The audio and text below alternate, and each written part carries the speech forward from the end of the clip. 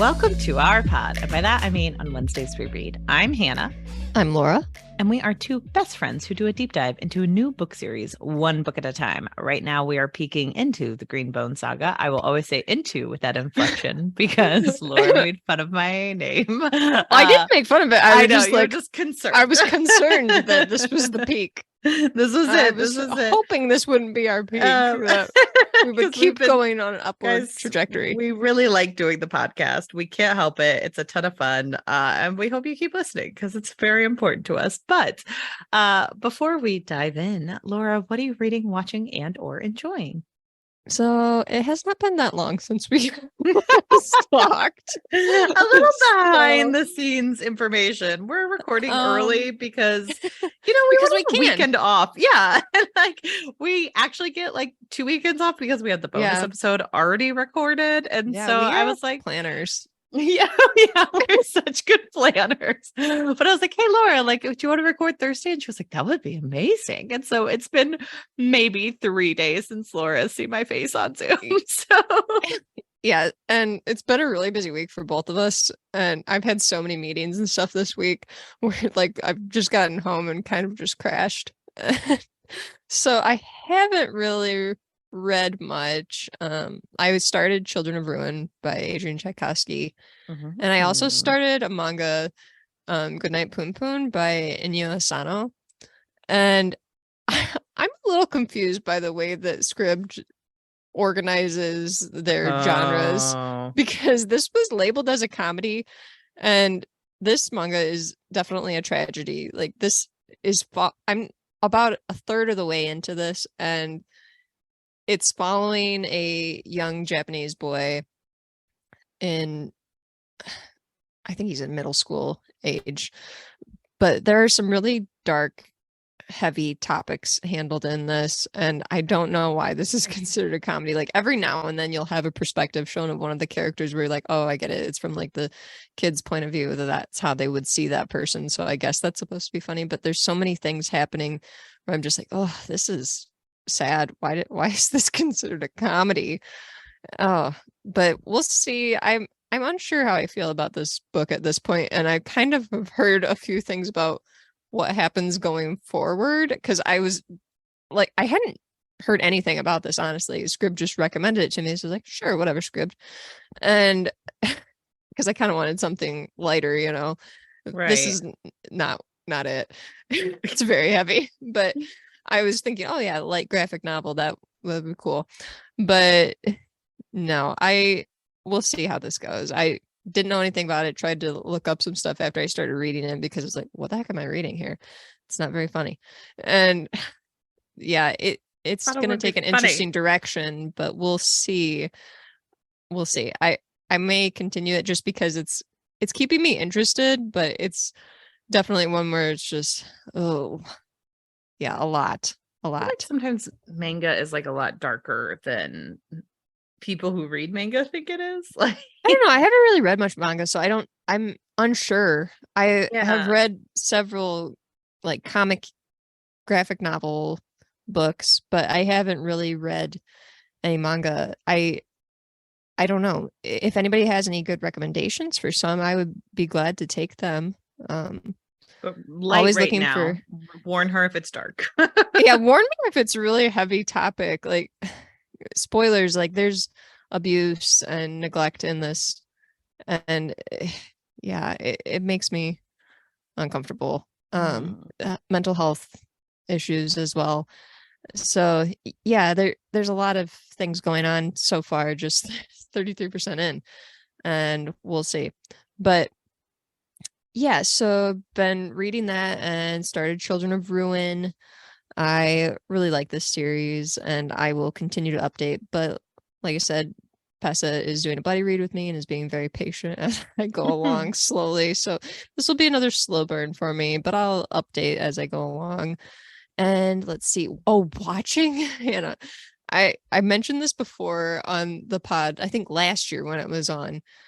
Claim to Fame is a reality TV show on I watch it on Hulu, but it's on ABC, I think. Okay. And it's a reality competition where you have obscure relatives of celebrities compete to try and figure out who each other's celebrity relative is. Right. The first episode, I'm just going to spoil this. The first person eliminated was Tom Hanks's niece. And you may have seen about this. She has the height, like, oh my gosh. I had no idea about this. I was just watching the episode the day after when it came out on Hulu.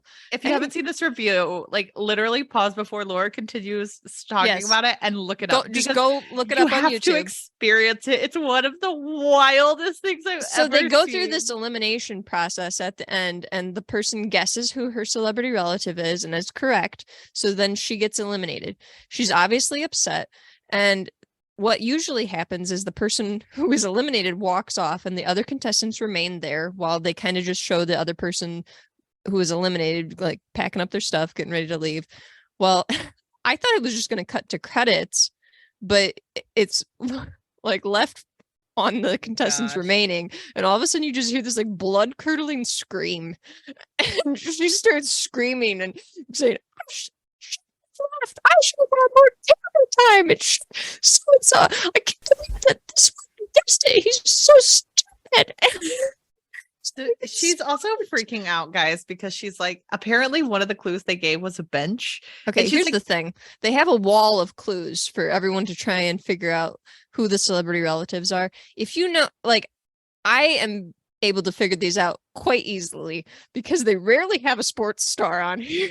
And so most of these I have figured out really easily, and the clues are not that hard. And the fact that she's making such a big deal about this damn bench that they put up there as a clue for Forrest Gump annoys me, because it's like, you know what? You really should have guessed some of these other clues because they're obvious. Like, Eddie Murphy's daughter is competing in this, and the clues for Eddie Murphy are so flippin' obvious that it's like, you know what?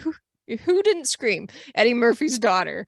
She could have looked at that wall and just threw a fit. The clues on that wall are blatantly obvious for some of these people.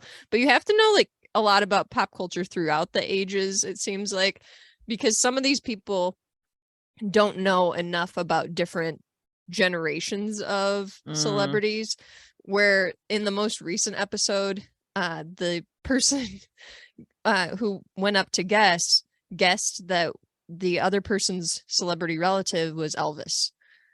I know that their celebrity relative is Donny Osmond because I took one look at this person and was like, he looks exactly like Donny Osmond. Oh my gosh. It's his son. But Donny Osmond was really popular in the 70s and into the 80s. And so were all the Osmond siblings. Donnie and Marie, they were popular back then. And they're not quite as popular now. Right. And so these people competing on this show are all like 30s, 20s, maybe a couple in their 40s, but they don't know enough about generations of celebrities. They kind of know, they know like, oh, Eddie Murphy, but they don't know different older celebrities. So I have a feeling now that this person that tried to guess who was revealed to be Dolly Parton's relative, she was one of the older celebrity relatives competing on this show. I'm kind of under the impression now that nobody's going to be able to guess Donny Osmond's kid because I don't think they know who Donny Osmond is. Interesting. Yeah, I guess if you're like not used to like the older generational stuff, you're just not going to know anything. Well, and the thing is, like, I know about Donny Osmond because like my mom loved the Osmonds, and I know about, I feel like, obscure relatives because of the things that my parents enjoyed. Right. And I feel like a lot of people fall into that where they know about different celebrities or different forms of music, etc., because that's what their parents liked. Similar to how I know so many Barry Manilow songs because my mom loves Barry Manilow. But yeah, as one does. Yes, obviously. Oh, Mandy. Anyways, I just kind of think that this celebrity relative now, Donny Osmond's son, is going to be on the show for the rest of the season because nobody's going to be able to guess him. And yeah, it's an interesting show. I kind of dig shows like this where it's more of a competition about trying to figure out clues than I do the reality. Like, I don't know. I guess I like the love shows too. because I like Love is Blind, but that's almost more like watching a car crash. This is more like this is more like I get to do my own detective work. Right. And so then I'm like going on Instagram and searching their names, like, who are they related to? And I think I have most of them figured out. But oh, good. Well, I'm glad that happened. But yeah, everybody go look up that first episode of Claim to Fame and Tom Hanks's niece's reaction, because that was so poor. And I saw in an interview afterward that she said something like, I hope that he's proud of the way that I acted on the show. I'm like, I don't think he's proud of that at all. You really embarrassed him.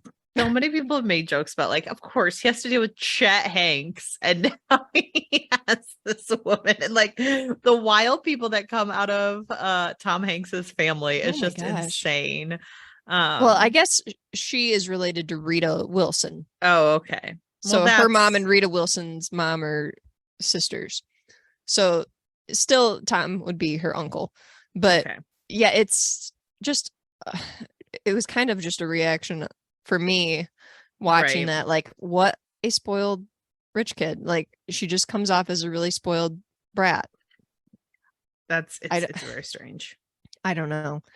Another thing I've been enjoying though, Hannah, is SFF Addicts Pod. Yes, you have been. That's one of my favorite podcasts. And they recently had on RR Virdi, and that was just released. I think it's episode 61 of their podcast. So Adrian Gibson and MJ Kuhn hosts SFF Addicts. It's a really fun podcast. They interview a lot of different sci-fi and fantasy authors, and they do kind of deep dives into specific topics in writing. Mm-hmm. And I really enjoy it just to kind of get a glimpse into what the authors themselves are like. And it's a lot of fun. But they had on RR Virdi recently, and I thought that this was really a great guest for the show. And he seems like such a interesting person. And I would really just suggest everybody go listen to that episode, because I was really moved by the things that he said and the reasons that he got involved in writing and the reasons he continued to write and what he's trying to do as far as like continuing to go across all genres and expand his writing and working on his craft. And he just seems like an author who is really interested in the work before and interested in the art and has so much fun with it. While at the same time, he mentioned that it does become something after if you love something a lot, it does start to hurt you. Right. Which is kind of poetic in its own way, but it was just a really great episode, and I'd really recommend people listen to that one. And I'm looking forward to hearing them on their masterclass episodes. So check out SFF Addicts. Adrian and MJ are great, and they have some really great conversations with authors. Guys, come on the show. Yeah, come on the pod. But that's good. I'm glad you're enjoying a little bit of podcasting, a little bit of reality TV. I haven't been doing too much, but podcasts are something that I can listen to while I'm working and getting ready for meetings. So I've been listening to a lot of podcasts, and that's one that I've really been enjoying for quite a while now. So check that out. Hannah, what have you been reading, watching, and enjoying? So it's only been a couple days, but there is a certain time when, like, Hannah, when she's really, really stressed and talking about herself in third person. You do that often. I know. I would like to refer to myself in third person. I am the main character. So there are certain times in my life where I'll start like reading a bunch of things and then I can't finish anything. Mm-hmm. And then all of a sudden, like, it all comes flooding. And this week was like one of those weeks where I like finished Monstrous, like I talked about it on the pod. Mm-hmm. And then I finished a book where I had like sort of been backburning it. I got it as an arc and I was reading it and I was like, man, this is really well written, but I just like can't bring myself to read it. I just can't find the time. And so I was finally like, oh, I'll do it as an audiobook. It's a little bit more of capital L literature, but like, I was like, I'll try it as audio, but it's called The Sun Walks Down by Fiona McFarlane. And I loved it. I thought it was really well written. Even in an audiobook format, like you could tell her writing is very beautiful. And it's very interesting. She it's a very strange book. I got it from FSG Publishing, but it's about South Australia in 1883. and there's like a huge like storm that runs through a town, and a little boy gets lost in it. And then everyone like goes on this huge hunt for him. He has like older siblings. He's like the second youngest of a large family. And it kind of just jumps from perspective to perspective to perspective of like all these different people searching for this little boy, and like the Swedish painter and his wife who had just left the town. And like it has a really good seamless way of giving you different character perspectives, and like the descriptions are beautiful, and it's like very much about, the like there's just, I'm sorry, I'm losing my train of thought, but like it's so well written, and so interesting, and like it's just one of those books that like you read and you're like, oh, I could see myself rereading this and getting more out of it even the next time, and there's different complex relationships going on. There's like there's like a daughter who's 15 and like kind of the worst, but in a very realistic way where you're like, oh yeah, I could see a 15-year-old in 1883 being like, this is so stupid. Everyone's so stupid. I'm going to go find my brother because everyone else is stupid. And you're just like, yep, that's a 15-year-old. And there's just like a lot of different things. So I really enjoyed that book. I gave it 5 stars, and I don't think I was expecting to when I started reading it. I think it just like has beautiful imagery and everything. And it talks about the fact that like the white people who were there weren't the first ones there, and they like want to hire out these trackers, and it gives like good identities to all the moving people, around them. And I just thought it was really well written.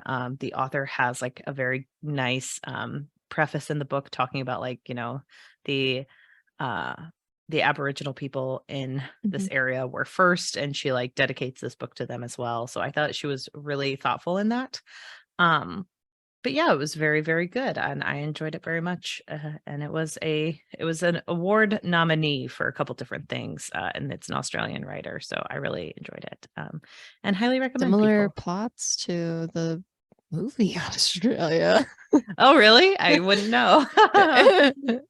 That's what it was reminding me of when you were talking about missing people and Aboriginal people. I was like, oh, this sounds a little familiar. I have never seen Australia, but maybe Fiona, she ripped it off in a much better way. Hugh Jackman and Nicole Kidman. Okay, yes. So stealer of plots. No, I don't think so.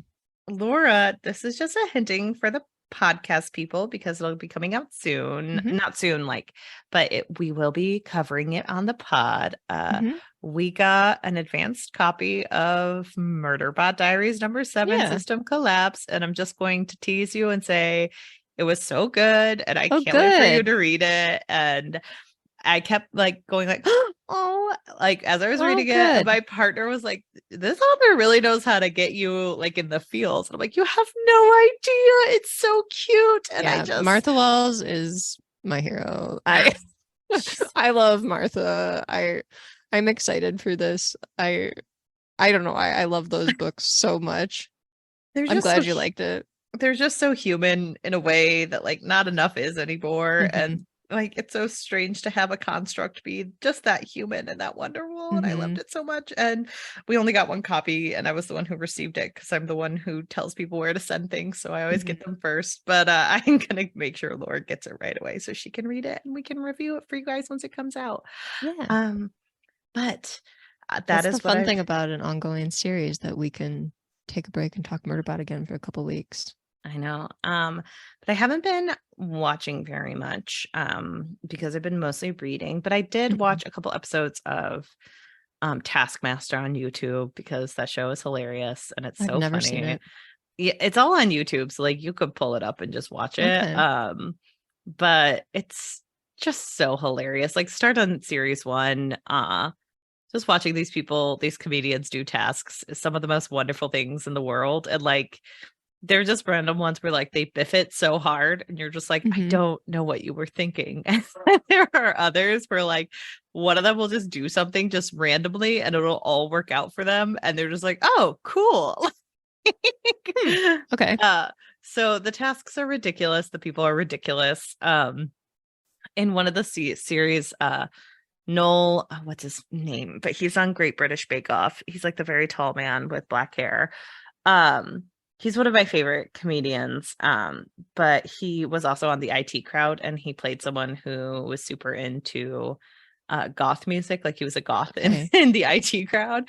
And he's so fascinating. But he wears a giant yellow like suit throughout the entire series, because like whenever they have like outdoor tasks or random tasks, they have them wear the same clothing so that they can cut them together and the people don't know which episode will be, you know, in which task.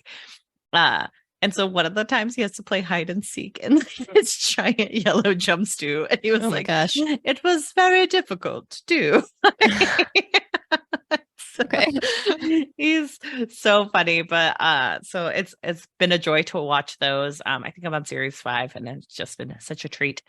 So that's what I've been mostly watching. And then yeah, that's all I have time for except for podcasts. But I feel like all my podcasts are the same. I started diving back into old Patreon episodes of Bechtelcast. Every now and then I'll do that, where I'll pull up a favorite Bechtelcast episode and be like, okay, I gotta re-listen to this one. It started with the fact that they covered Newsies, which is one of Hannah's all-time favorite movies, like of all time, guys. If you want to see me be the most obnoxious human being in the world, put on Newsies, and I'll just start screaming the music at you. Like I did it. I'm afraid maybe we don't want to see it. But they watched it on Bechtelcast, and I was like, oh, I'm so excited that they liked it. Like we have certain things where you're just like, I hold my breath on certain shows when they look at some of my favorite media, and I'm like, please don't hate it, please don't hate it, please don't hate it. And when they're like, it's amazing, I'm like, yay! Like I had this thing. It's one of those where they were like, does it pass the Bechdel test? No, there's absolutely no women in it that are of any note. But on the Rompometer, it's a 10 out of 10. And there are flaws with how the movie is. I mean, at one point in time, my cousin was like, I mean, Christian Bale can't sing. And in my head, I was like, oh my God, Christian Bale can't sing. And it just never occurred to me that he was a bad singer. Like, happens. I think about that with favorite movies all the time, where I'm like, I love this movie. And then if somebody were to like suggest, oh no, that's actually a bad movie, I'd be like, what? It is? So that's the thing. It's like sometimes your favorite movies, you're like, please don't hate it. Please don't hate it. I just want it to be not problematic. And even though it was problematic, they still loved it, because Newsies is almost a perfect film, guys. I don't make rules. As all movie musicals are, just a hairspray. I'm sorry. That movie was so good. The dancing in it is amazing. You're talking about Hairspray or Newsies? Kenny Ortega is so wonderful. I'm just still on Newsies. I don't make the rules, but I do.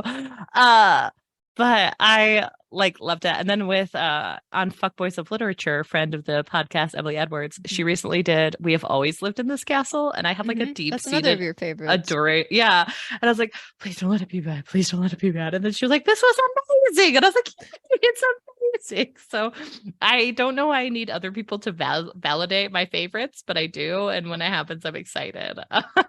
I mean, it's just a good feeling, I think, whenever people like say, oh, I love this too. You're like, oh, good. Yeah, it's awesome.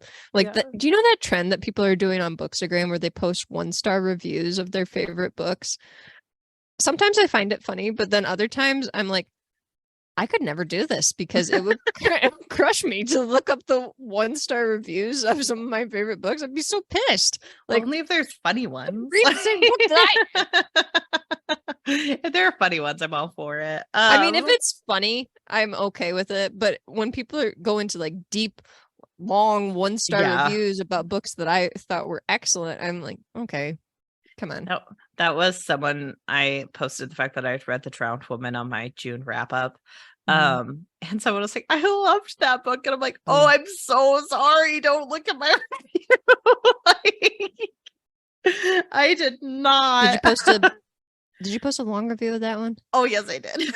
I'm trying to remember. Everything is a blur to me. No, it's okay. I posted a very long review of like, I found this book deeply problematic, and I did not scroll like down.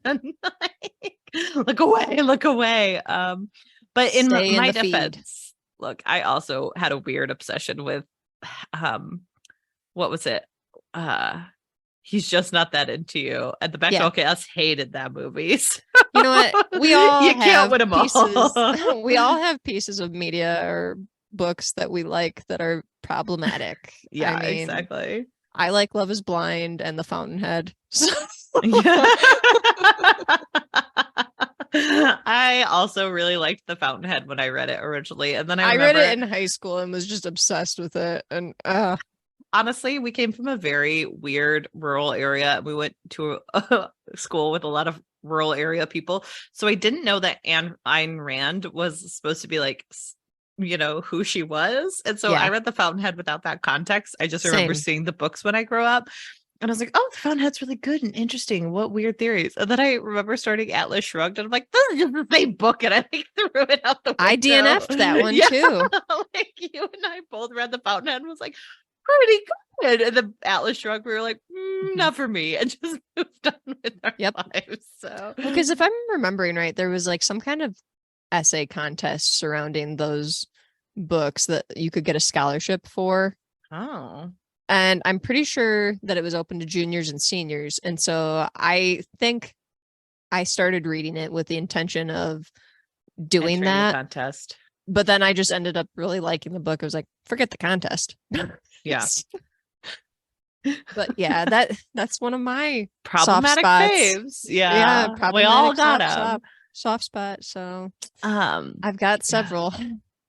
I mean, I get it. I feel like as long as you're able to recognize the problems and things, yes, and you're not like, no, that doesn't exist. Like I know a lot of people who love Wheel of Time, not to constantly be like Robert Jordan, get with it. But I know a lot of people that like Wheel of Time a lot and that are like, this is my absolute favorite book series, but they're still able to recognize, yeah, there are a lot of moments in this that are just coming off a little too much. There are a lot of people who are like, hey, we love this book series, but we want you to cover it because we think you'll be funny about it. Like, certain people who just want what they love kind of crapped on a little bit. Remember Barreling? There's obviously no problems there. Oh my gosh. Remember the hawk and the falcon fighting over one another? And it's like they never really fought. Remember them having absolutely zero conflict about a very boring man who was kind of mean in the end? But he's a wolf, Laura. He's a lone wolf. Remember that really interesting thing that could have happened to him and they just all moved on from it without explaining it to him? And then he had to quickly deal with all the trauma of that. Oh yeah. You lost all of your family members, but don't worry. Whatever your wife is, Fail will come in and tell you you're being too whiny about it and you need to marry her immediately. Yeah. Oh my God. What a bad romance. Oh my gosh. But the point I was trying to make is like a lot of Wheel of Time fans will be like, I love this series. It's my absolute favorite. But they can still point out things like that. Like, yeah, Barreling was a predator. So,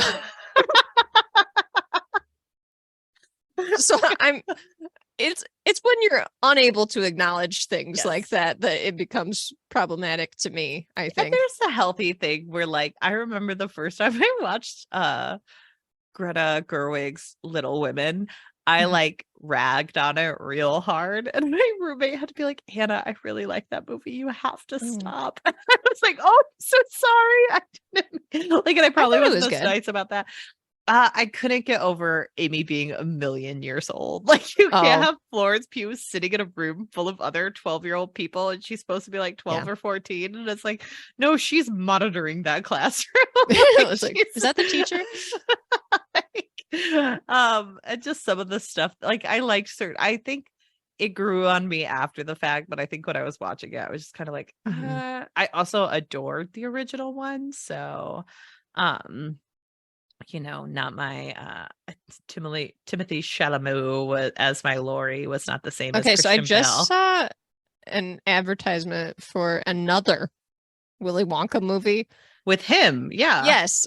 And at what point are we going to stop making Willy Wonka movies?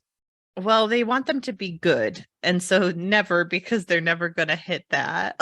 They will never get there. No. They're always going to be bad. I saw just the small glimpse of, what's his name? Hugh. Oh, gosh, I can't remember his name. As the Oompa Loompa. And I was like, come on now. We can't do this. Oh, what's he? what's his name? Hugh Grant.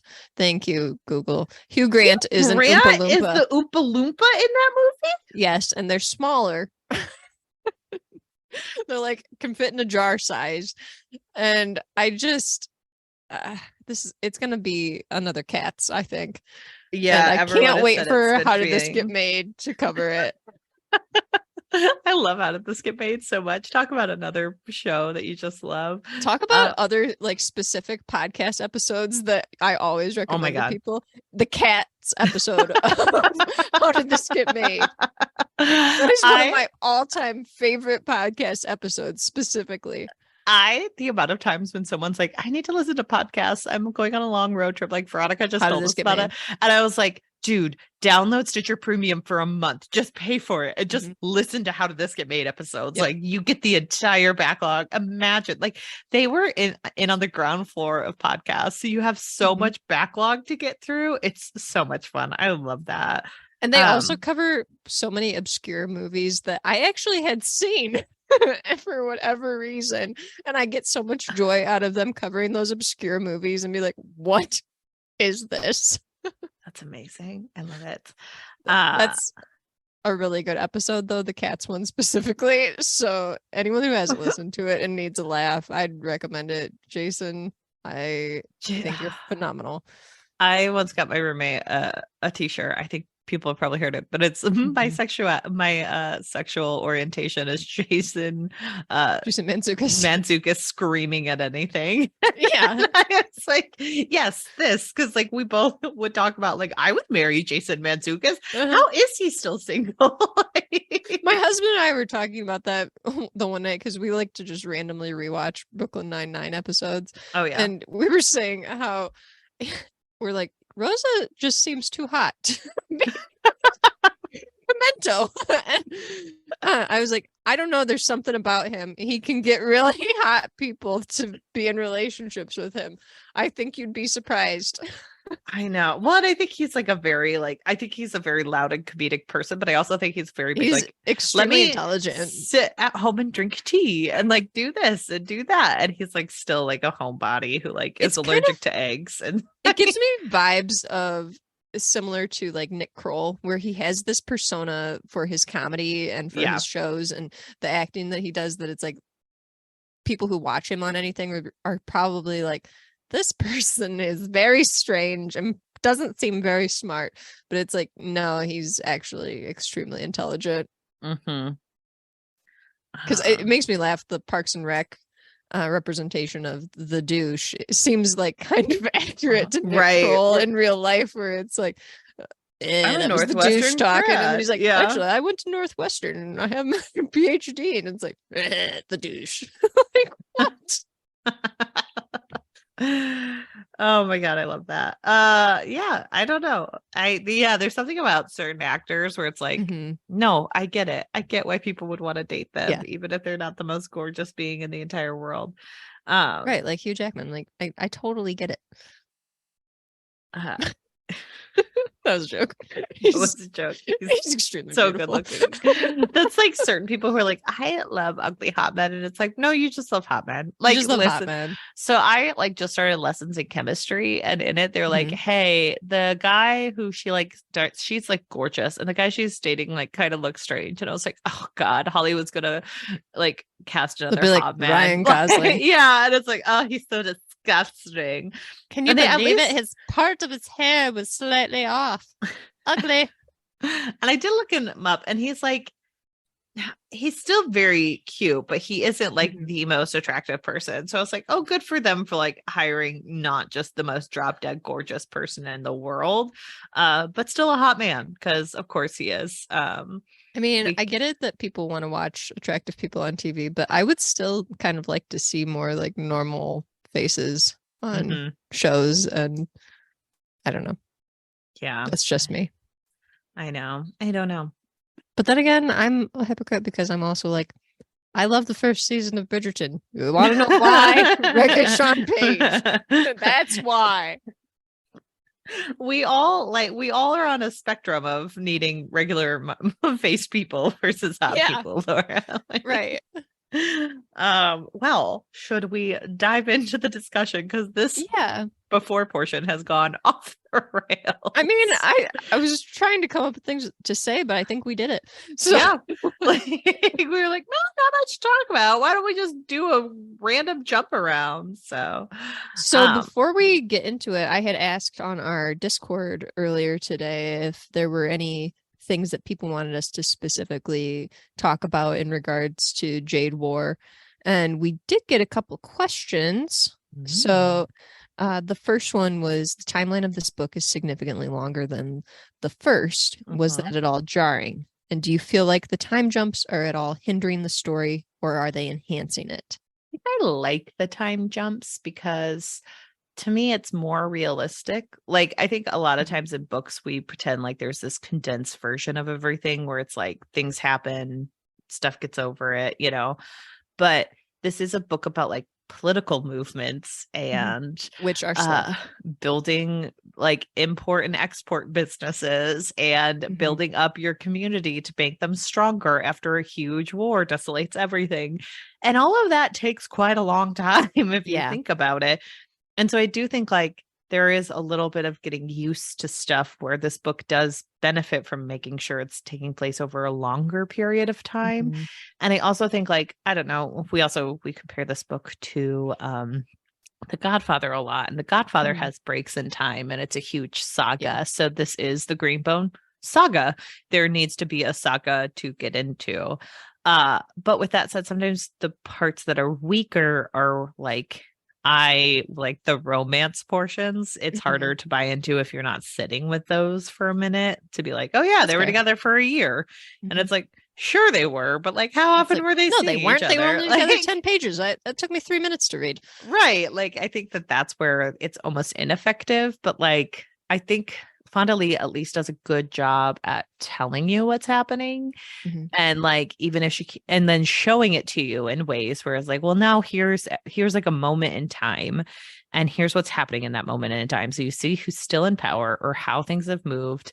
I will say that sometimes the political discussions get a little bit boring because it's like, yeah, we know, like just keep moving on. But other than that, I think the timelines make it more realistic and help with the saga aspect of it. But what do you think, Laura? I mean, I'd agree, but honestly, I'm a little more forgiving, and I think that for me, it was pretty seamless, and I hardly noticed that it was like time jumps happening unless I would specifically read like, oh yeah, they're having another baby, and I'm like, oh okay, yeah, so a year's gone by, right? You know, that kind of situation. But I think that it was absolutely necessary to have the time jumps because of the reasons you said, like to move the political aspects forward. You can't just do this in a matter of like a week or so. Right. Things have to be happening over an extended period of time. And we don't need to see all of the day to day, because if we're finding certain aspects of like Andon going to play tennis or whatever game he's playing with people boring, just imagine how boring we would find like 6,000 pages of just day to day of what Andon is doing. So I do think that it also, with the time jumps, the only way that I think that it's a little jarring is maybe because the characters do have some time to grow in there, and we don't always know exactly that they've had that growth or that they've had such experiences, you know, during that time, because we didn't see it. But honestly, for the most part, I think it was pretty seamless, and I really thought that it was necessary for the story, because otherwise you're just ending up with an endless book series detailing all the minutia this clan that we really don't need to know about. Like, oh, Andon had another ball practice and he's still the best one. Like, we don't care. Gosh, I'm so sorry to interrupt this programming. It's a small thing. I just realized that the lessons in chemistry guy, where I was like, oh, he's not the most handsome person in the world. He's just the most handsome person. No, he's just Bill Pullman's son. So imagine like Bill Pullman had a son, and it's a young Bill Pullman. That type of hot, like a little bit different Bill Pullman. So, because he's married to a modern dancer. So imagine what Bill Pullman and a modern dancer would have together, and you have Lewis Pullman. So he's Chemistry is a TV show. I did not know that. It's about to become a TV show, which is why I'm reading it right now. Sorry for this interruption. I just had to talk about this. I just had to talk about Nepo babies for a second. It's going to star Brie Larson as the most beautiful woman in the world, which good casting. Come on. Okay. All right. Interesting. Yeah. So I'm reading the book right now. It's pretty good so far. Anyway, back I've to heard our good regularly things. scheduled content. Back to the mob. The other question that we got here was the scope of the story has expanded significantly, going from predominantly city level in Jade City to a fully international landscape. What was that transition difficult at all as a reader? And do you expect the final book to continue expanding or maybe regress down to mostly Janloon? Oh, that's an interesting. I mean, it's called Jade Legacy, and they keep talking about legacies. I think you almost have to keep it expanded because I think we have to see what will happen to Jade, like outside of John Loon. Like, you have to see what's going to happen, where people are going to go, and like kind of see the mess that I feel like everyone's getting themselves involved with, because like Jade as an export is a dangerous like thing to use, and everyone wants a piece of it. And so you kind of have to see where it's like, well, it's good in it's good in our head to do this, but then other people will start using it and probably use it in a less conventional way or a less appropriate way. But I think I don't know how much we'll deal with outside of the world, because we do have Andon's return, and Andon was usually the perspective we saw outside of John Loon. So I do wonder about that, but I think we'll at least hear quite a bit about what's going on in the outside world, even if we're not getting like the perfect bird's eye view from a POV character. Plus there's that like little foreshadowing moment with Barrow where he's like, we're going to take down everyone. This is about John Loon. So I do wonder if it's leading a revolution. Going to lead a revolution because he just doesn't want Jade anymore, because definitely nothing is his fault and everything is other people's fault. But again, Laura, what do you think? So I could see this going either way, honestly, in the next book, where I think the way that it's set up is perfect for continuing to expand upon this. And we've been introduced to so many new characters throughout this book that I think that it's really lending itself towards the continued expansion and looking at how Jade is going to impact the world and how the clan is going to be impacted by Jade's impact on the world. But at the same time, I can also see it being a scenario where things are happening in the background worldwide, but Fonda Lee takes a closer look at what's going on with the clan and their legacy going forward and the way that things have changed just from their inside perspective and kind of honing it in a little more on them. So it could go either way, honestly, in my opinion. And I think I would prefer to continue. I don't know. I think I would prefer either way, honestly. I can't say I have a preference because I have just learned that I just have to trust Fonda Lee's writing. And I think that she's probably plotted this out so extensively that it's going to work out either way and I'm going to enjoy it. Yeah, I don't know. I can't wait to see what happens. And I think we're bad at making foreshadowing like discussions because we're like, I don't know, it could go either way. Like you and I. Here's the thing: I was much more likely to guess what was going to happen in Wheel of Time because I was not as invested. we have a deep need to be right, guys, and it can't. I think in this book, though, it's like things that are happening are so connected to like the real world and real world implications that it's harder to try and guess what's going to happen. We feel less likely to guess right what's going to happen, but I think it's just because it's a hesitancy. I do on our part foresee a huge issue with the Hilo of it all coming into the next book. I think he'll have kind of a reckoning. What did you had some interesting thoughts on Hilo. You weren't as big of a fan this book. So I just think that like it was an issue I saw with Hilo at the end of book one. He's such a main character in the first book. Like I do think we get to see a lot of people's reactions to Hilo in this book because we get the mics, and we get more of like an adult version of him and Shay, whereas before we only saw like kind of bad feelings of childhood. Now they're much more mature. Now they're coming into their own. And I knew from the last book when Hilo called And in That Name that Hilo's own acceptance of people only goes to what, like, so far. It's one of those things where it's like, I'm so accepting, I'm so wonderful, until you hit that limit. And then it's like, well, I've been so wonderful and so accepting, so why can't you just give me this? So you see his relationships being more conditional. I do see them as being conditional. I think he's someone who understands that, like, he had to forge his own way, and I'm not discrediting that. Like, he did bring the mics in, he did marry a Stone Eye, he did go against clan, but make sure that he got approval for doing all of those things, and he did work hard to get that approval. But he also can't see his own privilege in that, where it's like, well, you didn't understand that land didn't want to give you that permission. You didn't understand that people might be resentful of the mics. You just had soldiers who all fell into place. And so far, he hasn't necessarily had to come to terms with how little he's involved in certain clan things. And I think we might see that in the next book, because like there were hints at it in this book where it's like, Shay is still taking care of all of the political stuff. Shay is still doing all this, and this, and running it smoothly. And like, he's just like, yeah, Shay does something, and it's probably important. I'm not saying it's not, but like, I don't want to do it, so she's doing it, And so he does like appreciate, but he also devalues it, because he's like, well, it's important, but like someone else could do it.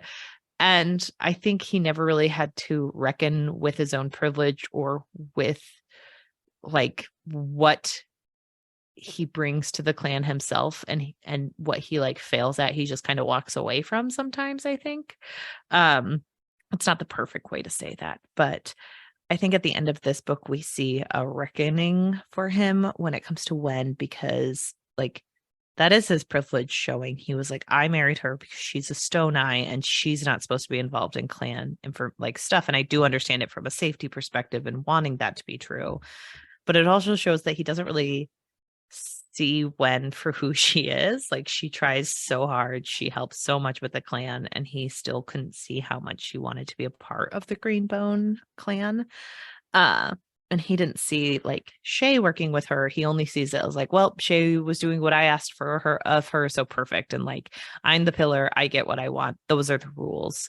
Land did the same thing. And it's like, no, Land did it because you never went against it. But like other people might go against it. And he just doesn't seem to understand people's fallibility, even though he is someone with a lot of failing. And sorry, that was a very long and long-winded discussion of my feelings on Hilo in this book. Yeah, Hilo's a really complicated character. I mean, honestly, I think Hilo is one of the most interesting characters that I have read in maybe any fantasy that I've ever read. Ever. Yeah. And I think that I'm obviously like a huge Hilo sympathizer, but you mentioned that like he's going to have to come to like a reckoning with like the privilege that he has and everything.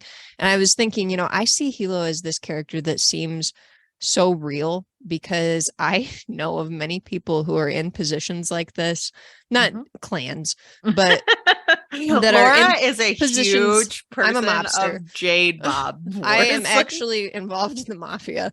No, but I know of people who are in positions of extreme privilege like this and never have to deal with any kind of repercussions of it. They get to kind of live in a bubble of sorts. And so I'm also kind of thinking that maybe Hilo doesn't have to get out of this bubble of privilege that he's in, and will kind of just continue to be the Hilo that we have built up here in the past two books. And I think that Hilo does have a lot of good qualities too, that he is a really personable person, and he has just a knack with dealing with people and gaining their respect and gaining their trust, even after knowing them for a short amount of time, which as an introvert is fascinating to me, because I never have that impression on people.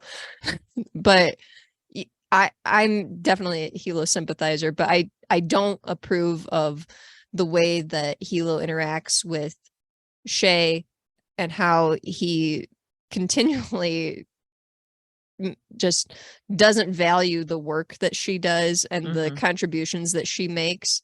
And I think Wen will be an interesting thing going forward because their relationship is going to be scarred because they've lost a lot of trust. And while I do kind of still fall back on my whole him not wanting Wen to be involved in something clan related, because he did say like he didn't want them to be like involved in it. That was like something that kind of made sense to him, to like not have his wife involved in this. This was kind of like the beacon, like, oh, thank God she doesn't have to be involved in this because she's a stone. I do think that there's going to be a lot of lost trust here, and their relationship is really fractured moving forward, and it's going to be interesting to see how that plays out. And also we know now that Wen's dealing with an amount of disability and that her part in the clan could be different going forward, and we'll have to see. And I'm a little worried to what extent the fracturing of their relationship is going to be, because Hilo could become even more controlling, or it could be just a situation where their relationship is just kind of fizzles out and they're just like, this is just for looks, what it was. Appearances. I don't know. I think it can go. I think, but that it speaks to Fonda Lee being able to write characters where you and I are sitting there and we're like, we just don't know which way Hilo will turn in this.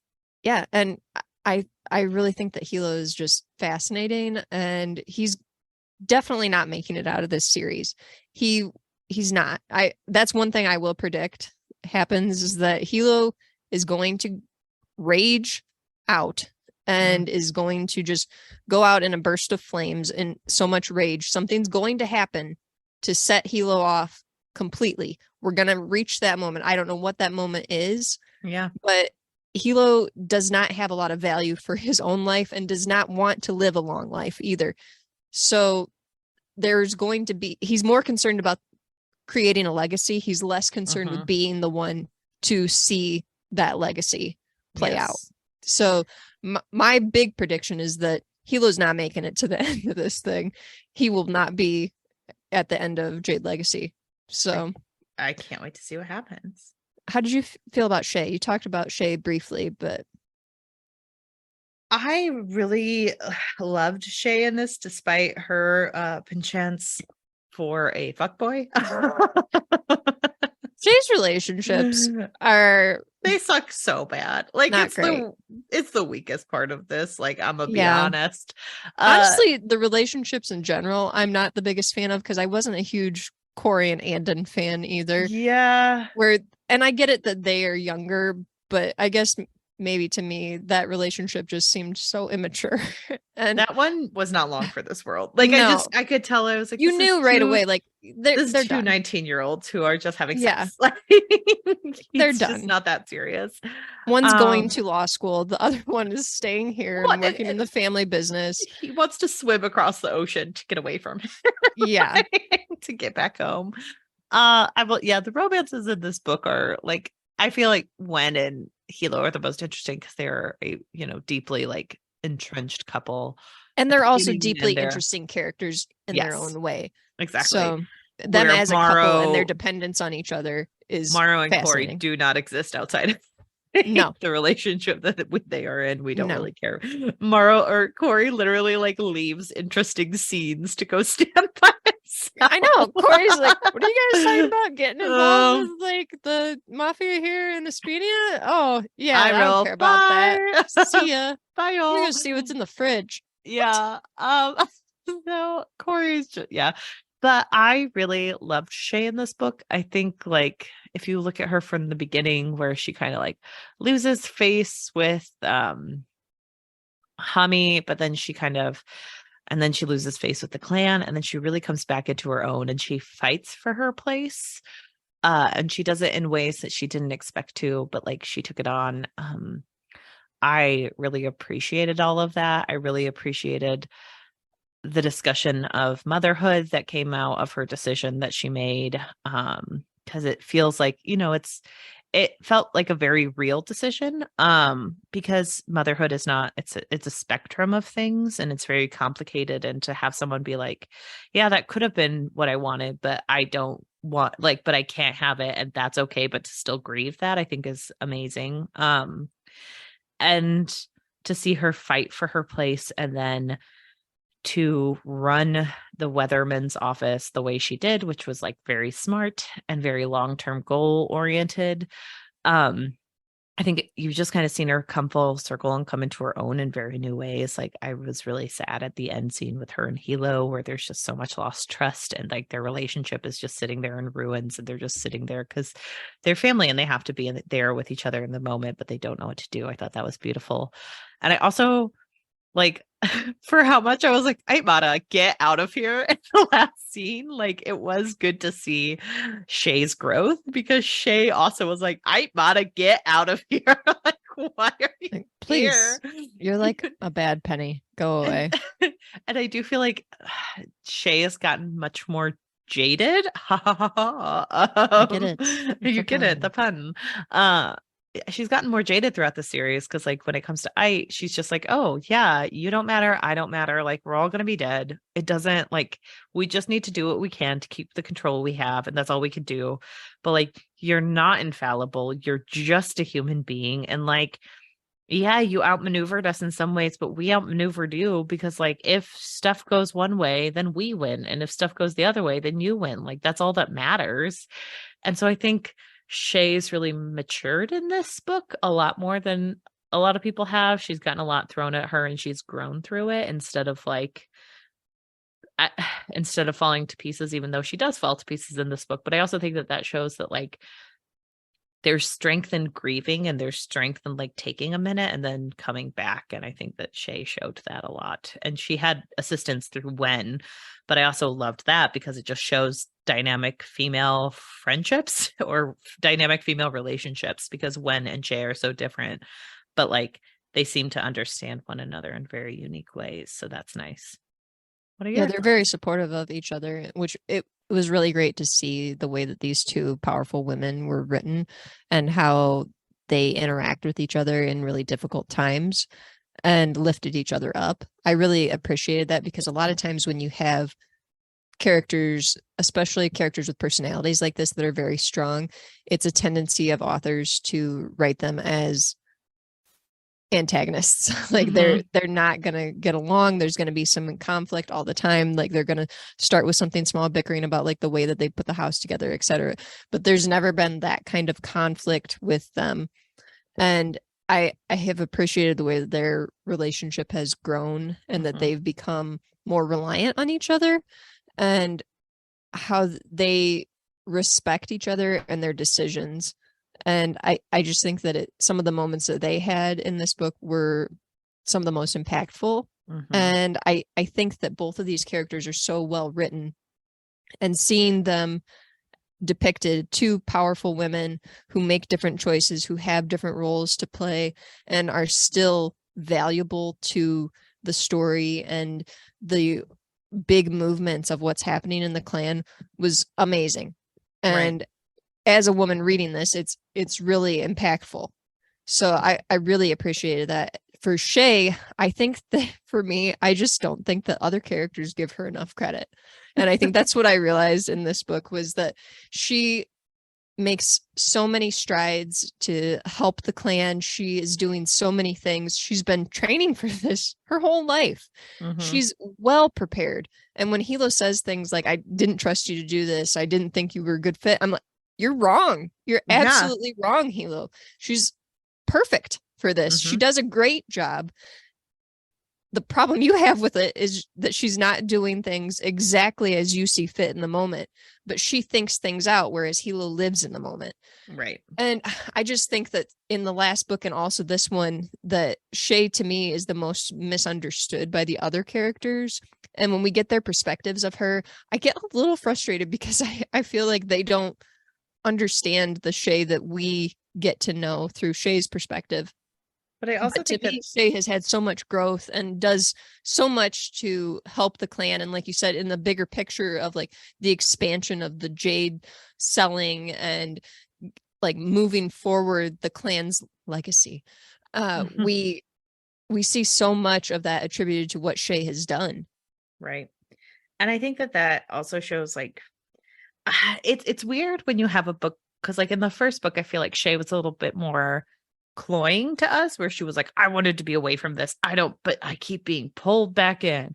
Yeah. But in this I'm book, the reluctant hero. Yeah, like I'm so reluctant. Look at me reluctantly doing all this. And we're both like, okay, sure, you're that character, But I think in this book, we see why she was like that. Like it's a good way of showing the work, because it's like, no, Shay was so overlooked in her family and had to like build up her own stuff. And Hilo's always like, I had to do it, you do it.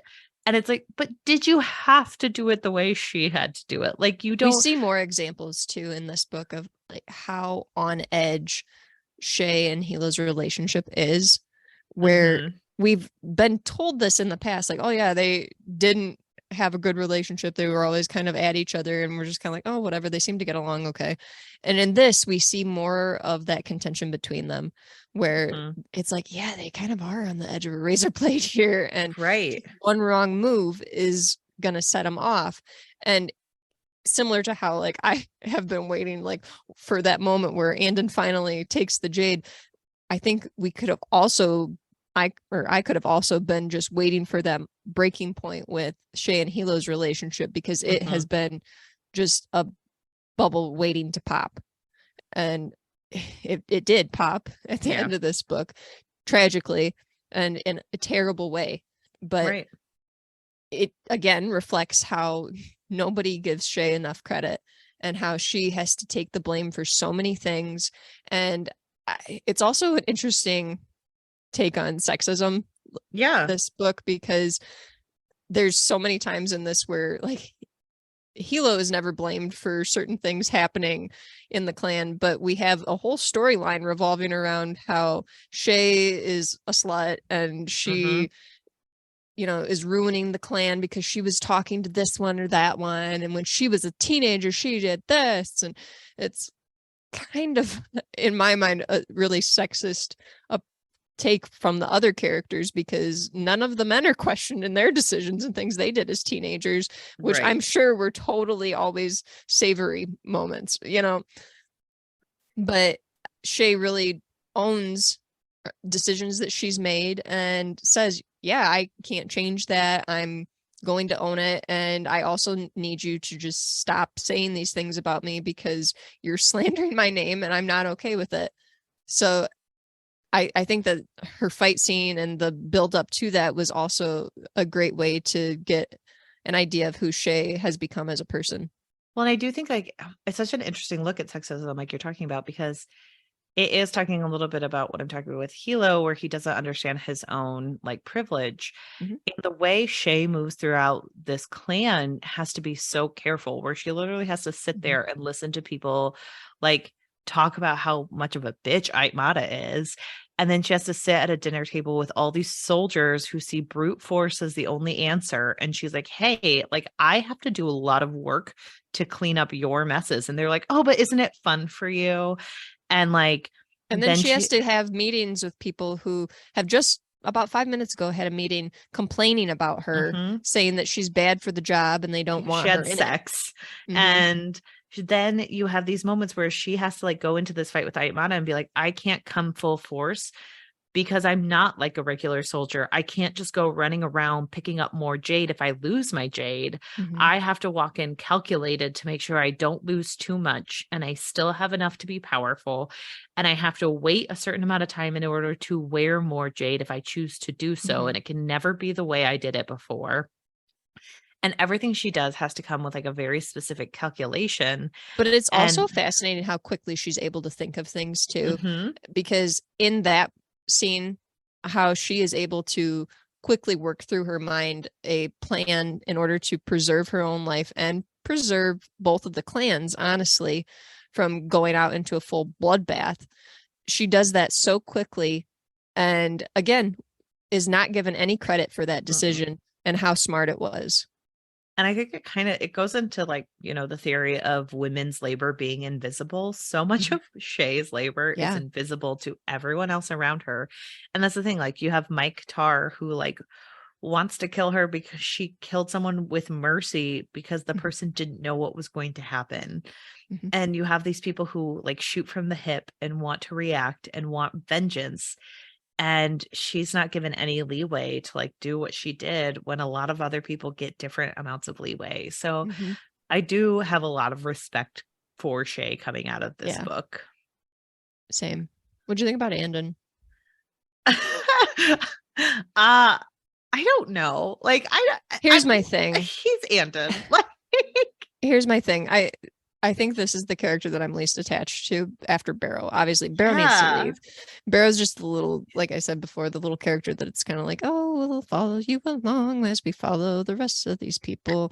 But I think Andon, to me, is just a character that I'm like, okay, here we are again with Andon. And he's finding himself. He's saving the world one channel at a time, Laura. At this point now, I'm like, finally he's gonna take Jade again. We've talked about this too long, but it's just been like, I've kind of been of the mindset with Andon where I'm like, either have people let it go about him not wanting to use Jade, or he needs to start using it again, because I'm getting annoyed with this conversation constantly. Like, I was getting frustrated that people kept bringing it up to him, because like having trauma continually brought up to you is very traumatic. Very frustrating and sad, and obviously traumatic. But also, from a reader standpoint, when you constantly have to hear about it, it's like, okay, can we make a decision what we're going to do here? And I was glad that we finally got to that point in this book where it's like, okay, good, he's going to start using Jade again. Let's move on from this, because it's been a long road of this with him, where he's brought a lot to the story in terms of like the international growth and seeing perspectives of Kikon outside of the country, right, which I've really appreciated. But in terms of just Andon, I'm less interested. So bland. He is the blandest bowl of oatmeal I have ever seen in a character. Like, this isn't, I get it, he's 19, he's finding himself, but like, there's only so much. Like, everyone thinks Andon is wonderful, but also he's kind of boring, but he's so interesting because he emigrated from Kikon. It's like, that's not interesting. That's like, you're still boring. Yeah. Well, and this is the thing too. It's always there's always a character like this in the book that is like amazing and has all these like interesting things in their background, but then when you're reading about them, you're like, I don't get why everyone likes them. I don't, it's the Randall Thor. Like, this is the character that we're like, I think we could take a book off. Yeah. I think we could take a book off. I think we could take a book off from this perspective. Like, I think we need a break from this. I don't think we'll get one, because this is only 3 books. But this character is, like you said, the one that it's hardest to connect with and be like, oh yeah, he is amazing. He's not that amazing. And like, here's the thing. I get it. I think it is very interesting to have a character who is concerned about using a tool because it may like affect them deeply. And like I said, he has an interesting background. Right. The reasoning behind why he doesn't want to use Jade makes sense.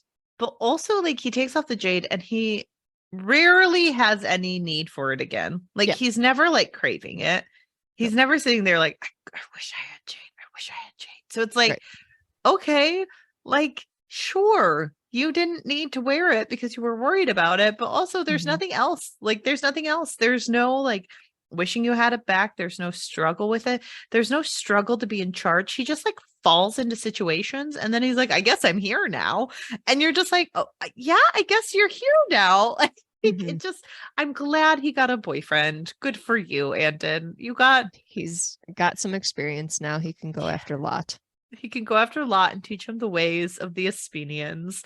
But like, I just don't find him that interesting at all. Like, he has good, I think the best use of Andon is he teaches you about the views. well, he teaches you about the outside world, but he also teaches you about the views of No Peak Clan. Like when he's like, I don't think killing is bad if it's for the clan. Of course you have to do this. This is how we do those things. And then he like hears this story from Doc, and then he's like, okay, but about Ron Toro, does he still get to come with me? And it's like, there's no reckoning in his mind either. Like he's just put upon because he isn't as privileged as Hilo, and he has other issues. And that's about it. Like there's just not much to Andon. I don't know. Yeah, he's the Randall Thor. He's the reluctant hero. And now he's going to save people. And hopefully he'll be actually interesting in the third book. And he'll love. But if he takes a step back and just heals. Okay.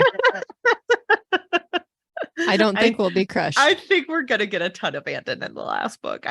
You think so?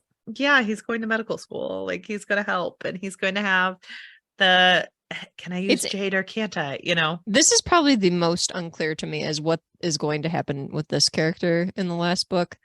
Just the way that it's all set up, I'm kind of like, where are we at here? I don't know. I just, when you're like, oh yeah, I definitely think we're gonna get a lot of Andon, I'm like, I hope not, because I don't understand how it will fit.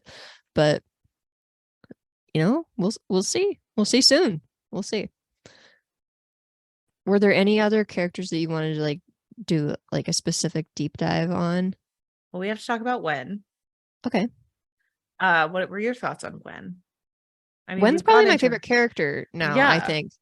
I think that again, me not trusting Fonda Lee enough, I was worried that this was just gonna, when we first met Gwen, that this was just gonna be like the character that's like, oh, I am married to the leader and we have a lot of good sex, and then that would be like all we know about her, that she just like kind of this beautiful person that has sex with Hilo, and that's all there is to her.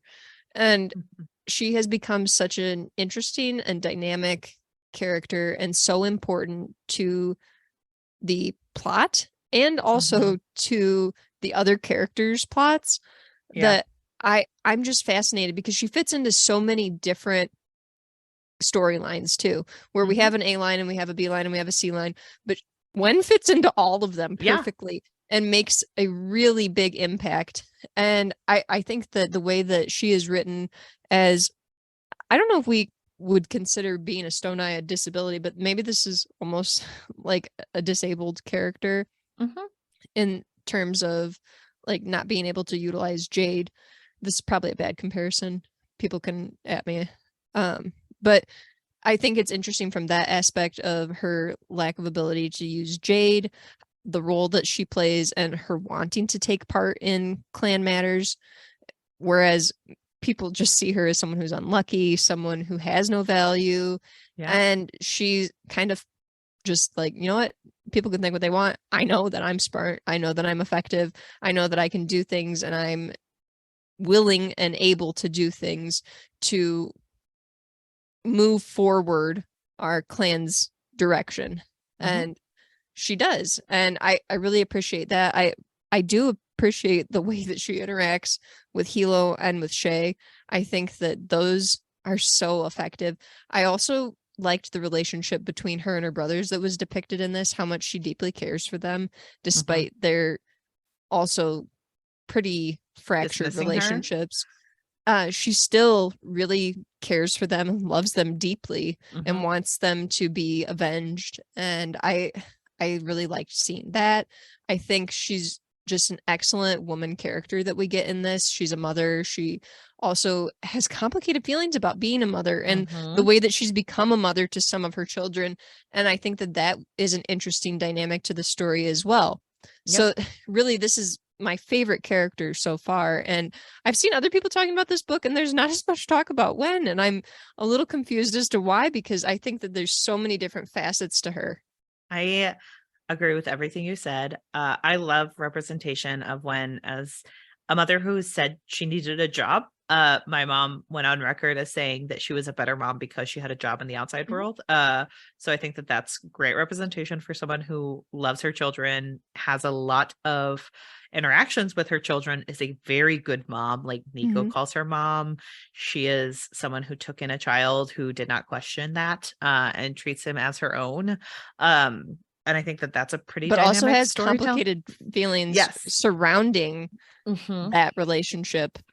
And like, that's amazing. I think she's not a perfect character. Like, no, she is very judgmental, and she does have high standards, but she is someone who, like, I've met a lot in my life where it's like, oh, I have very high standards that I'm holding you to, but it's because I hold myself to those standards.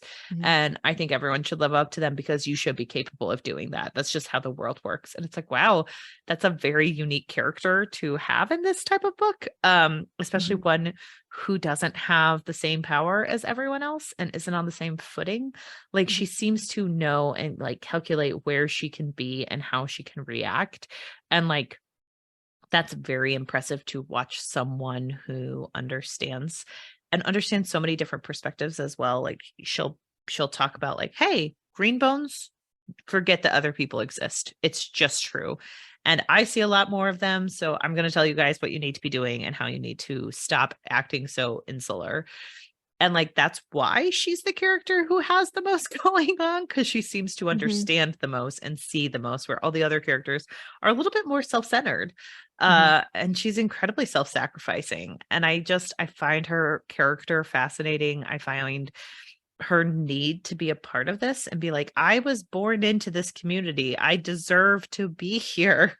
I just had to do it a different way than everyone else. And like, and she works harder than everyone else. Yeah. And she's not like really resentful of that. Like, she's judgmental, but she's never like, I had to do it, so you have to do it. It's kind of like, no, we serve the clan. We do it the way we need to. We all have to do things our own way. Right. But like, we have to serve the clan. That's the whole purpose of us. So I just really appreciate her. I think she's wonderful and she's so interesting. And I can't wait to see, because like, as you said, like, being a Stone Eye probably in this book is seen as a disability in the city that they are in, to like not have this capability. That's not a one-to-one comparison. I'm not. It's not a one-to-one comparison. I'm not trying to be offensive in that comparison. No. I hope that no one thinks that. And we're not comparing them at all. We're saying like, there is a chance that it would be seen as that way in the world that within this fictional world.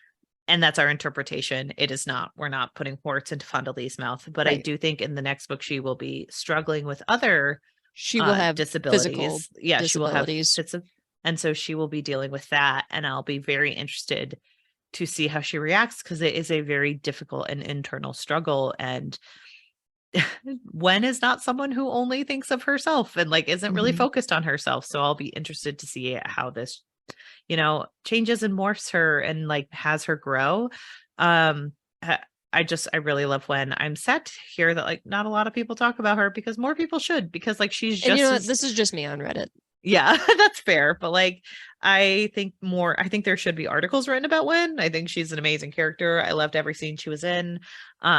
I think it takes a lot to make a character like this, because like it would be so easy to be like, she's so wonderful and she's the mother and she's helping everyone and she's so smart. But it's like, no, Wen has bad ideas. Wen does stuff. And like, Wen walks into this scenario like a little bit naively in a way, because she is overwhelmed during it. Like, she knows why she has to be there, but she kind of is like, I'll do it no matter what. Hilo, it might ruin my relationship, it might not, but like it has to go right because of that. And then the situation goes wrong and she immediately falls back to like, do you know who I am? And like, that's really the only power she has in that moment. And then it's just taken away from her, so it's very interesting to see Wen make mistakes, because she is such a strong force of a character and she does seem to understand and get it right a lot. And so I'm very impressed with what Fonda Lee created in all these characters. Cause like, I have a lot of judgment for Hilo, but I also like sympathize like not as much as you do, but like I do sympathize and I am impressed with him because he is such a dynamic character. And it's so interesting to see a character have this many mistakes, but also be right a lot. It's fascinating. I think the reason that I sympathize with Hilo so much is maybe just because he's I think when people read about a character that is quick to anger, they're quick to judge that character, if that makes sense. And I find myself being quick to anger, and I know that it's more complicated than just like being an outrageous, like, angry person that's super volatile and could blow up at any moment. And so I think I'm trying to come at Hilo's situations and his personality with a grain of salt a little more, just because I can relate to being angry. So, and also like coming at situations like Hilo does, I think are a lot of times depicted from Hilo's perspective probably as unfair that things are happening the way that they're happening. So I think that a lot of times that feeling of unfairness and anger go kind of hand in hand, and it's hard to reckon with those things. So I think I do show a little more sympathy for Hilo because of that, because I think often characters or people that have personalities like that are a little misunderstood. So I'm trying to be a little more open-minded when it comes to Hilo. But this is not, I did not write the book. I do not know what the intentions were with the character. I just think that this is probably, I don't think that Hilo is my favorite character. I just am more sympathetic of the character and think that it's probably the most well done character out of any in the book.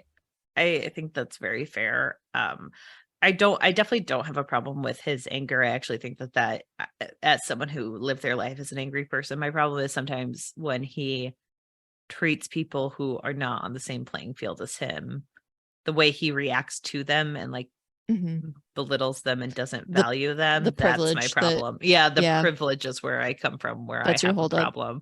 And I think it's interesting that you brought that up earlier. And like I said, I kind of countered with like, I don't know that he'll have to reckon with his privilege ever, because a lot of times these people in situations of immense privilege do not have to reckon with it. They don't have to come to grips with it. We have also the characters in Aspenia. Do we want to talk about them at all? We lose our our pillar is still alive, but he's kind of like, I don't want to be called the pillar, and I don't really care about this too much from a bigger aspect.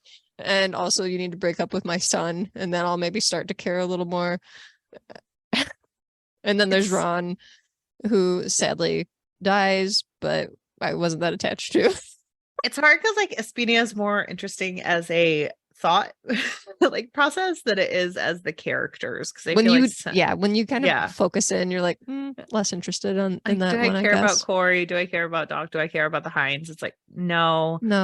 I care a lot about the fact that like Fonda Lee did a really wonderful job of showing like the immigrant experience, side characters, and building up a story through side characters, even though they themselves might not have that much importance. Yes. And seeing like the experience of a first generation person who like is building a new life, and it's the life their parents wanted them, but then the parents are like, but you disrespect our culture. And like that is a very like specific experience that many people have. And like an immigrant culture where it's like, hey, we had to come over here and we built our own insular community, and it's not the same because we had outside like things happening to us where we had to change and mold to fit this. And so we don't care as much about what's happening on the homeland, and we also have to survive what we just molded for ourselves. So we don't want to be getting fines all the time for trying to do things. And like, we can't just go kill someone, because then we're bringing stuff down on our community, and our community is in much more danger than yours is, because yours is like some like, yours is the majority.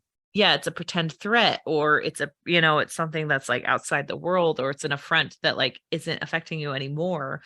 But for us, like, it's getting police involved, it's getting this involved, it's getting crew members like on us.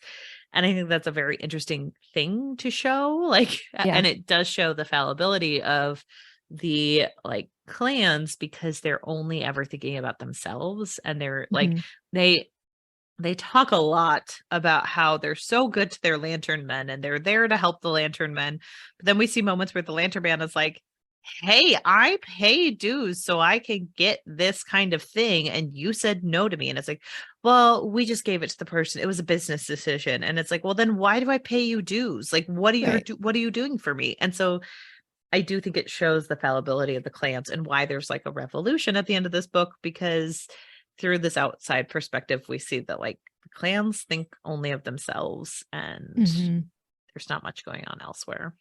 Yeah, I completely agree with that. I don't think I have anything really to add as far as those two characters, but their overall impact is more broad, and it's more about the story of the group than it is about individual characters. So yeah, I don't really have anything to add on that. There are also the characters of Mike, Ken, and Tar, and Morrow, who are all kind of connected in the same storyline throughout this book.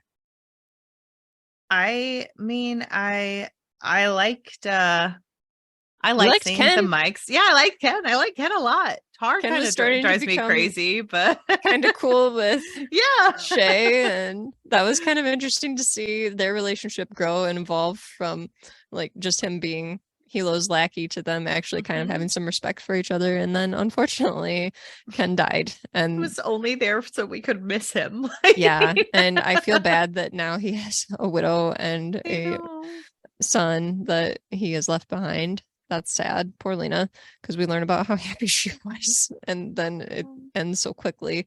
That was sad. Well, and I think that's also interesting too. Again, everything relates back to Hilo.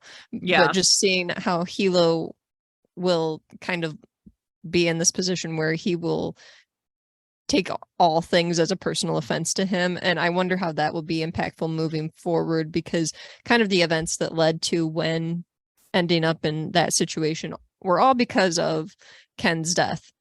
And I wonder if Hilo will kind of try to center himself in this. Yeah. And you know, Wen went through something extremely traumatic, and I worry that Hilo will kind of make it more about him and, well, I was the target and I'm the one that feels guilty about it. And I hope that doesn't happen, but I'm not putting it past Hilo. I know. So, but that was a shocking moment, and so shocking. The way that Wen handled it was superb. And those poor children have to go through quite a lot in a short amount of time. Yeah, because after that, then we deal with the toxicity that we're worried about. But unfortunately, I shouldn't say unfortunately, it ends up not being a toxicity issue. So we luck out there that Rue's life is safe. Yeah. Because I know you were worried about that, because that's why I'm laughing, because you had said, like, I was worried that this child was going to die.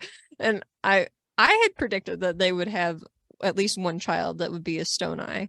Yeah. So now we know that Rue is a stone eye, and the potential toxicity did not occur with the Jade swallowing.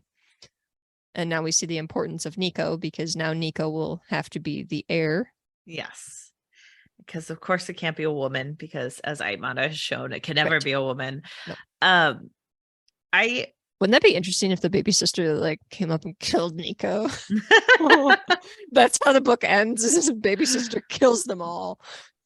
Yeah, I don't know. I feel like the Mikes are interesting characters. I really loved that, like, through Ken, we kind of saw again, like, the issue of Hilo. Everything leads back to Hilo's privilege, where he's like, oh yeah, the Mikes are great. And the Mikes are like, yeah, we know we get looked over, and we know people like only respect us because of our title. Hilo's given us a chance. Yeah. And like, that's the only reason we get invited to these things. And it's funny because we were like snuffed out of like polite society for so long. So like, this is good and we get to enjoy it. And then to see Ken die, it was just like, oh, he was so like with it. Like he understood everything. He saw a ton just like Wen did. And then like Tar is a little bit of a wild card. So I can't wait to see what happens with him in the next book. Cause like, he's another one that I think it's just going to be what is going to be the thing that sets him off, and he's going to die in battle probably. Right. And so I'm interested in him. I do think it'll be interesting to see Rue and Nico in the next book, because I do wonder if we're probably going to have another time jump, and they'll be older. Yeah, I think we're going to have another time jump. They're going to be older, and we're going to see like what it's like for Rue as them a in Stone the Eye. academy. Well, and like Rue can't really go to the academy because he Nico will for sure. Yeah. And so like watching that and kind of watching the resentment build there and like what's going on with all of that will be interesting. And yeah, I did think Rue was going to die because then like I was worried one was going to be forced to have another child when she didn't want to. But Fonda Lee didn't let me down. So, but I do think it's going to be a very interesting book. I can't wait to see what happens next. I really trust Fonda Lee and all this, like the characters she created, like sometimes they mean more for the themes than they do the actual characteristics, but I also just appreciate this writing from the aspect of that it makes me nervous where I'm like, oh, I'm worried about what's going to happen, which is just a credit to how well it's written. I agree. Well, are there any other characters that we need to talk about? Do you want to talk about Aitmata? I don't really have much to say about her. I don't have much to say about Aitmata. We know that Barrow's raging in the revolution, and Aitmata is kind of like the I told you so, and you're not the only one that's doing things.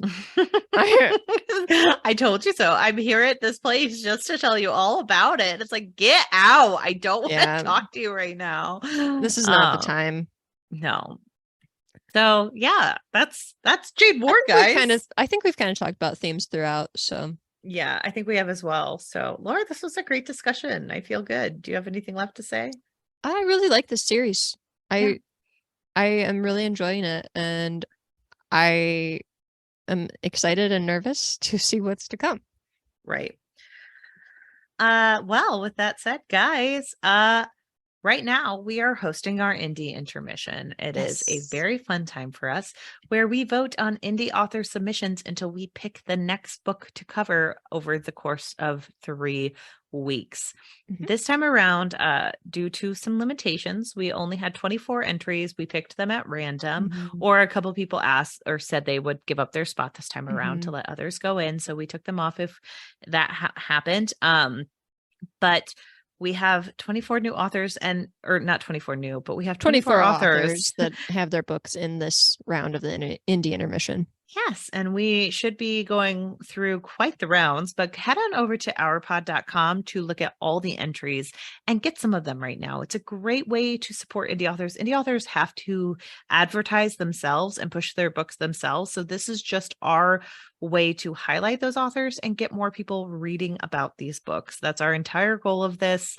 Laura and I want to make sure that all indie authors feel supported during this time, but right now we are sharing about their books. We're sharing 5-star reviews from time to time on each of the entries and just trying to get the word out on them. So make sure you're following along. It's kind of a contentious time for indie authors and authors in general, where they're kind of dealing with a lot and a lot of people pushing back on what their worth is, what their work is worth. Yes. And I think especially there is a stigma surrounding indie and self-publishing. So we just want to be supportive of writers who have gone this route and are trying so hard to be creative and to pursue a passion.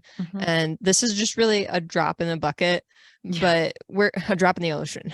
But we're really hoping that maybe just participating in these indie intermissions that you'll maybe come across a book that you might want to check out, or you can request one from your library or several from your library, or maybe you find one that your friend will like or something along those lines. There's so many different books represented here that there's probably something that you would enjoy if you're interested in science fiction, history, or fantasy.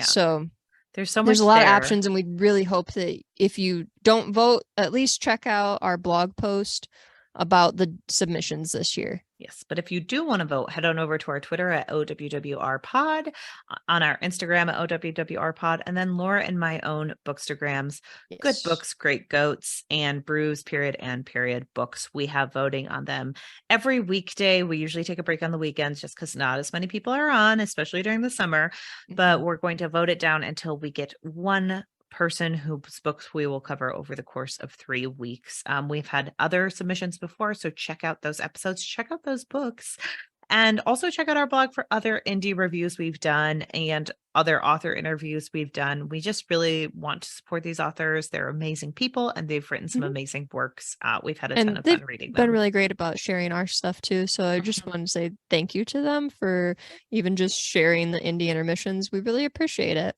Yeah, we have a fun time doing this, and we hope it's helpful good in the world. Yeah, we hope it's helpful, and we hope that it doesn't stress people out. We love that you are all so supportive of each other, and we just want to add into that. We want to lift people up. Right. And so I want to thank everyone for that. It's one of our favorite things to do. And also, if you feel so willing, rate, review, and subscribe us on the platform. Whatever platform you use.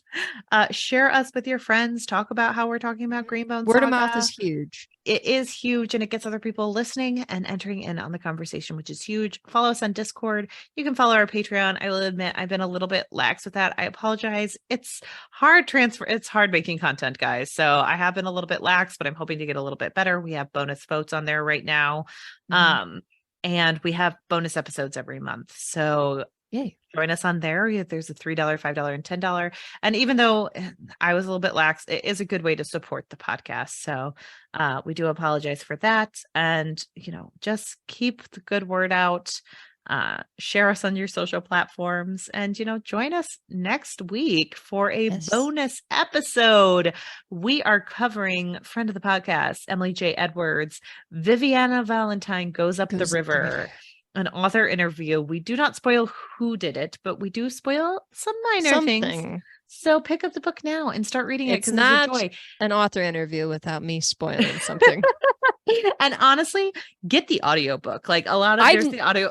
Is so good. We both read the book. I had read the ebook, and then Hannah said during the interview, yeah, I listened to the audiobook right before we recorded this, and I really liked it. I said, oh, I kind of wish I would have had that because the NetGalley formatting wasn't that great. Well, I found it, and I listened to both of them quickly because they were so good. They're so good. So look up the audio for this format. Because they're so honestly good. Get the audiobook. I chatted with her about it on the episode where I'm just like, your audio narrator is amazing. And she's like, oh my gosh, she's fantastic. I think the narrator's name is Stephanie Willings. Yes, I think that's correct. Right. So look it up, listen to it before the episode comes out. It's a blast of a time. The voice is perfect. So voice acting is great.